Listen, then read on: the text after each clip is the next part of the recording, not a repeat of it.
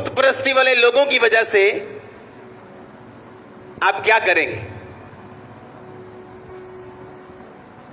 Daniel के पास एक reason था कि मेरे बाप दादाओं ने गुनाह किया और मैं फंस गया। अब ठीक है, जो हो गया सो हो गया, लाओ जो लेके आना लाओ, खिलाओ शराब पिलाओ, जो नहीं बाइबल में लिखा वो भी आने दो। अगर आप बाइबल के साथ जो पुस्तकें होती अच्छी वाली, अगर आप उन्हें पढ़ें तो उसकी स्टडी ये बताती है कि ऐसा पॉसिबल है कि डैनियल और उसके 3 साथियों के गुप्त अंगों को काट दिया गया था, उन्हें खोजा बना दिया गया था ताकि वो उस भवन में रह के अपना फ्यूचर ना सोचे। जिस तरह यीशु मसीह ने कहा, कुछ ने अपने आप को नपुंसक बना लिया ताकि वो परमेश्वर के राज्य के काम आ सके। तो ये पॉसिबल है कि वो चारे खोजे थे ताकि वो अपना फ्यूचर ना सोच के सिर्फ उस राजे के बारे में सोचें जिसके साथ वो काम करते थे। अब एक ऐसा पर्सन जिसने कोई गुनाह नहीं किया उसको खोजा बना दिया जाए, और चाहे वो का खोजा नहीं था उसको अधीन कर दिया जाए और सारा कुछ बदल दिया जाए। क्या ये एक्सेप्टेबल है या नहीं? नहीं एक्सेप्टेबल। लाइफ फेयर नहीं। लोग बोलते हैं कि लाइफ फेयर नहीं, जो मेरे साथ हो रहा है मैं ये डिजर्व नहीं करता हूं, मैं अच्छी लड़की हूं, मैं 2 डाइवोर्स मैं डिजर्व नहीं करती हूं, मैं अच्छा बंदा हूं, मैंने किसी को नुकसान नहीं किया, किसी के साथ धोखा नहीं किया, मैं बिजनेस फेलियर डिजर्व नहीं करता हूं, मैं किसी से माड़ा नहीं किया, मैं बीमारी डिजर्व नहीं करता हूं। पर लाइफ आपको वो नहीं देती जो आप डिजर्व करते हो, जिसके लिए आप फाइट करते हो वो आपको देती है। आप मेरी बात समझ रहे कि नहीं? अब मेरा क्या कसूर अगर मैं एक तांत्रिक के घर में जन्म हुआ हूं, उसके गुनाहों की वजह से, उसके पापों की वजह से अगर मैं बंधुआई में जाऊं तो इसमें मेरा क्या कसूर है?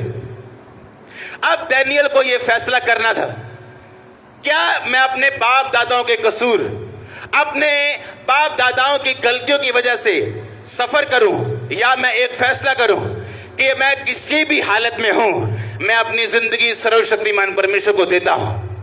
क्योंकि सर्वशक्तिमान की एक आदत है, आपके बाप की, आपके बेस्ट फ्रेंड की, आपके बॉस की, यीशु मसीह की एक आदत है, वो नथिंग को लेके समथिंग बना सकता है। ये उसकी आदत है, ये उसकी आदत है कि वो टूटे हुओं को चुनता है जोड़ने के लिए और आशीषित करने के लिए। उसकी आदत है जब वो रोटियों को तोड़ता है तो हजारों को खिलाता है, ये उसकी आदत है। ये आपके और मेरे बॉस की, सुनो ध्यान से, ये उसकी आदत है। अब आपको फैसला करना है, अब आपको ये डिसीजन लेना है कि हाँ मेरा हो गया जन्म किसी घराने में, या ये बीमारी मुझे वंशों से मिली, या ये गरीबी मुझे वंशों के श्राप से मिली, तो क्या करेंगे आप? उस गरीबी में दारू पीने चले जाएंगे, उस गरीबी में खुदा को गालियां निकालेंगे, उस गरीबी में अपने बच्चों को पीटेंगे, अपनी वाइफ को पीटेंगे, हस्बैंड को गालियां निकालेंगे, या आप परमेश्वर के नजदीक जाने का फैसला करेंगे? डैनियल ने कहा अब जो होना था वो हो गया, अब अगर मैं परमेश्वर के साथ नहीं हूं तो मैं इससे डाउन ही जाऊंगा, इससे ऊपर तो नहीं आऊंगा। पहले ये बात ध्यान से समझो, आपके पास खोने के लिए कुछ नहीं। Hallelujah, nothing to lose. क्या कर लेंगे? डैनियल ने कहा क्या कर लेंगे? अब हमें बंद कर दिया, घर से दूर कर दिया, सब कुछ खत्म कर दिया, अब क्या कर लेंगे? अब या तो नीचे जाएंगे और खुदा को नहीं मानेंगे और नीचे जाएंगे, बंधुआई में और छितर पड़ेंगे। फैसला किया कि नहीं, कुछ भी हो जाए बाइबल के खिलाफ नहीं चलेंगे। राजा के बंदे को आज्ञा दी कि हम ये खाना नहीं खाएंगे जो बाइबल के खिलाफ है, हमें तो 7 बात दे दे और 10 दिन बाद हमारे फेस को देख, वो दूसरे लड़कों से ज्यादा शाइन होंगे। यानी वो डिटरमिन्ड था, वो फैसला कर चुका था कि एनीथिंग, शैतान अपना बेस्ट शॉट दे, जब मेरा टाइम आएगा मैं अपना बेस्ट दूंगा। उसने बेस्ट शॉट खाए, शैतान के बेस्ट शॉट उसने खाए, पर उसका टाइम जब आया उसने बेस्ट मारे हैं शैतान को। क्या करेंगे आप? क्या कुछ नहीं कर सकते।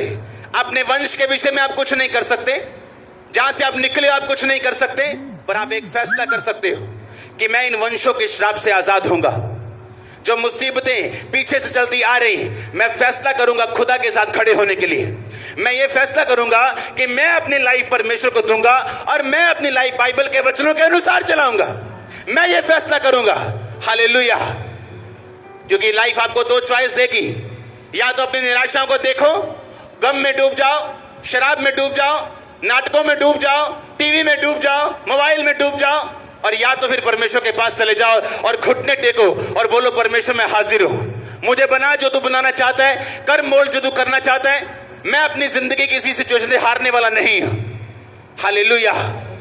आप जो मुझे देख रहे हैं प्रीच करते हुए, मैं उसी सिचुएशन से निकला हूं, उन्हीं मुसीबतों से निकला हूं, और 2004 में वायदा किया था कि परमेश्वर मैं खड़ा हूं, अब जो करना कर, मैं तैयार हूं।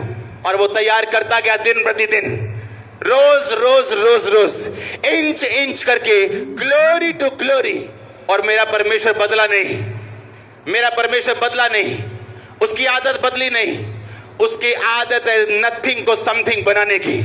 आप समथिंग होने जा रहे हैं, आप समथिंग होने जा रहे हैं। मैंने कहा आमीन ऊंचा तो ये आशीष ऊंची चर्च।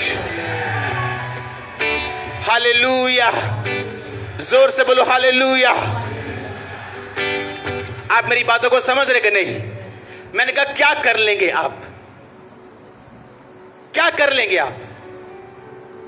आपकी फैमिली में आपकी नानी की कभी नहीं बनी, आपकी मम्मी की फादर के साथ कभी नहीं बनी, और आपकी मैरिज हुई कभी नहीं बनी, और उसके बाद आप मसीह में आए। अब आपको मालूम है ये कर्ज टूटने वाला है। क्यों? एक फैसला लेना है मुझे।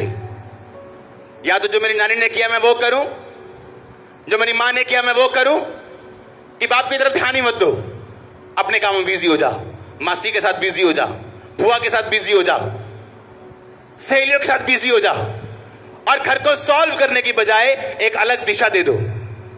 ये परमानेंट सॉल्यूशन नहीं। परमानेंट सॉल्यूशन का नाम है जीसस क्राइस्ट। मैंने कहा परमानेंट सॉल्यूशन का नाम है प्रभु यीशु मसीह। अगर वो नहीं है तो बाकी सब टेम्परेरी। आपके स्कीम्स, आपकी दिशाएं, आपका इधर उधर मुड़ना, ये सब टेम्परेरी, क्योंकि परमानेंट सॉल्यूशन उसी के पास है। और वो परमानेंट सॉल्यूशन करके क्रूस पे लिखा, वो स्वर्ग पे पिता के दाहिने हाथ बैठा और उसने अपना आत्मा आपको दिया। आज उसका आत्मा आपके साथ है, आपको परमानेंट सॉल्यूशन देने के लिए। और वो उन लोगों से प्यार करता है जो उसकी आज्ञाओं को मानते हैं। यीशु मसीह ने कहा तुम मुझे प्यार करते हो, कहता इससे तुम जान लोगे कि तुम मुझसे अगर प्यार करते हो तुम मेरी आज्ञाओं को मानोगे। तुम डरते हो पॉलिटिकल प्रेशर से, लंगर प्रसाद भी खा जाते हो, तुम मेरे साथ प्यार नहीं करते हो। तुम डरते हो लोगों से, तुम मेरे साथ प्यार नहीं करते हो। डरपोक परमेश्वर के राज्य में प्रवेश नहीं कर सकते, बाइबल कहती। हालेलुया। एक फैसला करना है कि क्या